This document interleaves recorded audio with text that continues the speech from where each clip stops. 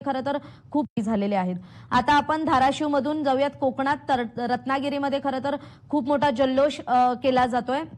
सिंधुदुर्ग जिल्हा परिषदेचे अपडेट्स आलेत। सिंधुदुर्गमध्ये असं आहे की सावंतवाडी कोलगाव जिल्हा परिषद गटात हाय व्होल्टेज लढत झाली आणि त्यात भाजपचे बंडखोर मायकल डिसोजा हे अवघ्या 250 मतांनी विजयी झाले, 250 मतांनी विजयी झालेत आणि त्यांनी भाजपचे उमेदवार आणि जे जिल्हा बँकेचे संचालक आहेत महेश सारंग यांचा पराभव केलेला आहे। त्यामुळे सावंतवाडीत हा धक्कादायक निकाल आपल्याला पाहायला मिळतोय। कोकणातले हे अपडेट्स आपल्या समोर येत होते, त्यामुळे कोकणात खरं तर रत्नागिरी आणि सिंधुदुर्ग हे दोन जिल्हे खरं तर भाजपने इथे खरं तर कुठेतरी भाजपचा वर्चस्व आपल्याला लोकसभेला पण पाहायला मिळाला होता। कारण पूर्ण कोकण पट्ट्यात बघायचं झालं तर ठाकरेंचे फक्त एकच आमदार आहेत, ते म्हणजे भास्कर जाधव। बाकी सगळीकडे महायुतीचेच उमेदवार आहेत आणि मोस्टली भाजप आणि शिंदेच्या शिवसेनेचे तिथे खरं तर आमदार आहेत।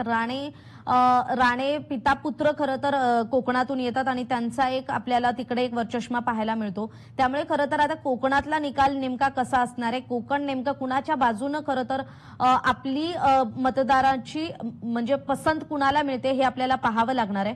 आता